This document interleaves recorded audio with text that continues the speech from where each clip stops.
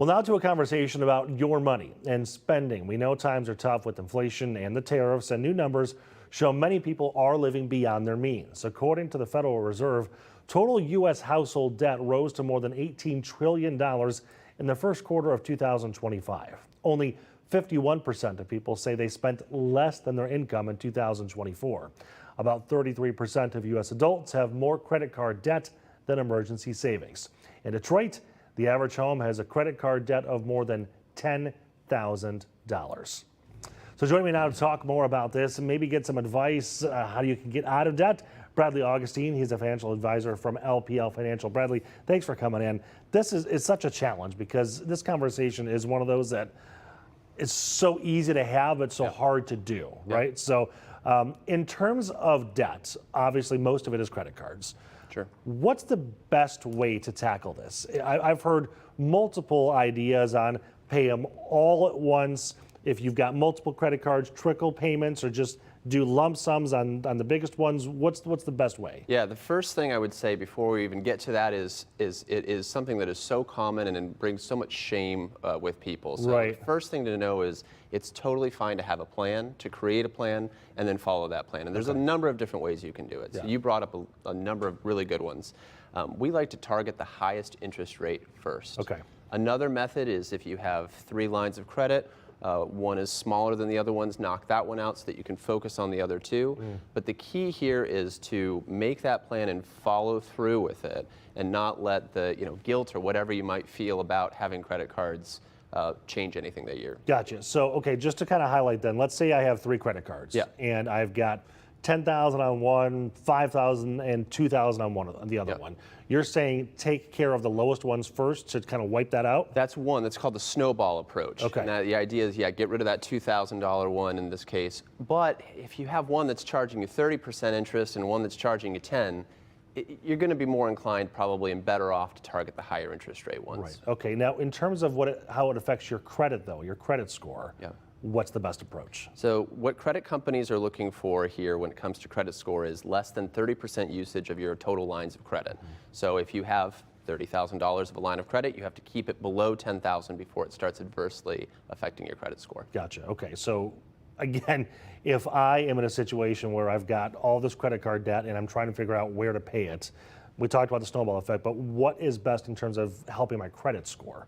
Yeah. So again, probably getting to that lower than 30% threshold is going to be the most critical. Right. Not missing payments is going to be really helpful as well. But either approach, either snowball or waterfall, you mentioned just kind of taking those higher ones first, will be helpful with your credit score. Gotcha. Okay. So we talk about setting money aside and taking a percentage of your paycheck. Right now, for a lot of people, that either is very difficult or impossible to do.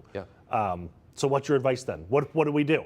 Oh, if it's impossible, So it's a great question. I noticed actually recently that younger Americans have actually been really affected by this as well. So, so it's now 10% of Americans aged 18 to 29 are more than 90 days out. And that's, of course, correspondent to their incomes, right? So lower incomes can be really difficult to be able to battle those higher rates, especially when it's over $10,000 in the city. So the best way to do that is to target a percentage of your income to siphon off and go straight towards debt. But that all comes back to budgeting, and budgeting is, everybody's least favorite word. Right, yeah. Nobody likes a budget. And the challenge here is that, especially now with the economic uncertainty of everything costing more, and we're talking everything at this point, those budgets are basically blown.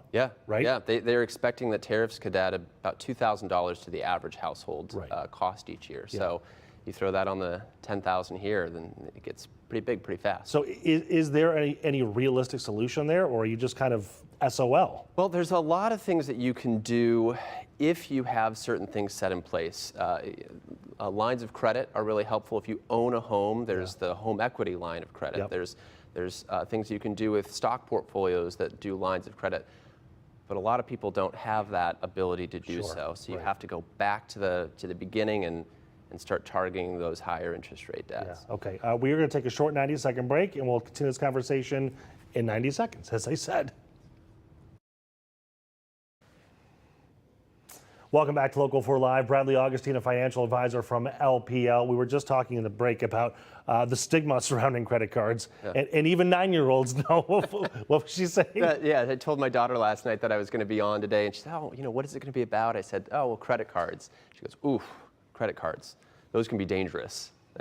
I was so proud. Right? Yeah. You taught the 9-year-old well. Yeah, exactly. You were probably teaching her in the womb, like. Exactly. But it shows just how it's not uncommon to know that credit cards can be dangerous. Right. So again, putting together this plan, figuring it out, it doesn't have to feel, you don't have to feel badly about it. You just have to stick to it. And the thing about credit cards is that if you're able to pay them off every month, they can be very useful tools. Absolutely. Right? Absolutely. Yeah, and can improve your credit if you do it that way. Yeah. If you do it that way, that's the challenge. Right. Okay, so we talked about solutions here. One of them is, consolidating debt or getting additional loans to pay those off. What are your thoughts on either of those? Yeah, so using hard assets that you already own to pay down higher interest rate debt can be a really helpful solution. Put that in layman's terms for us. Yeah, so again, those home equity lines of credit, there's security-backed lines of credit, lots of those where you own something already, and then you're using that to leverage it to get a lower interest rate to be able to pay down higher interest rates. Those can be helpful. Again, it depends on individual circumstances, et cetera. The ones that can be really dangerous are these ones that I don't know if you've been getting blown up over the last year on your phone with. Oh my gosh! Every 5 minutes, it's a text message about something. Approved. Yeah. Yeah. Those are not all dangerous, but those can be really dangerous. They say, okay, we're going to consolidate everything in, skip some payments, don't worry about it, and then just pay us, and then they'll charge you an additional 20% beyond what you're already getting charged. So those can really prey on the wrong people. Are there any consolidation programs that are legit and can help you, or are they all kind of? I'm sure there are, but I couldn't name them. But you can't find them. Okay, so you talked about some options here, but for the majority of us, navigating this is almost impossible. Do I go talk to my banker or my financial advisor or a loan specialist? Like, where do I go? Yeah, if you go to your bank or credit union, they might have a program like a signature loan or a not backed by anything type of loan where you can go in.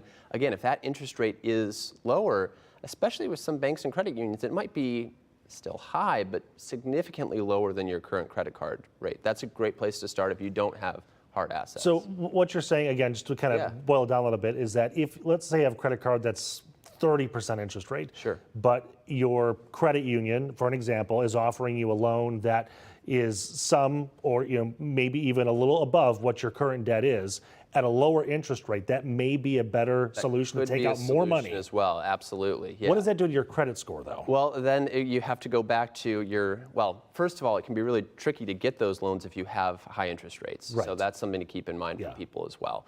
If you're able to pull it off, then take that and transfer it over here and actually use it to pay down your debt, and then go forward and don't recreate the same situation.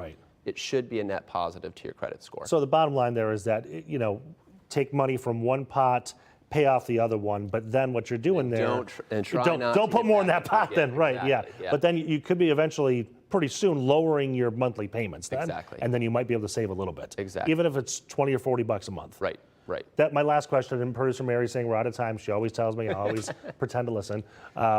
In terms of trying to save, again, very difficult, but are there ways that we can use either stocks or different investments that even if I can set aside $40, will that make a difference at some point? Yes, absolutely. It will always make a difference. That $40, even if you're putting it into just a savings account, not even investing it, there will be a time in life where something unexpected happens and you'll need to be able to get to assets that you can get to. So whether it's a stock portfolio that you can sell out of and get to, or just a good old emergency fund, it comes back to cash is king. Make sure you have emergency funds set aside, then hopefully you don't end up with the situation. Should I keep it under my mattress? It's the best, safest place.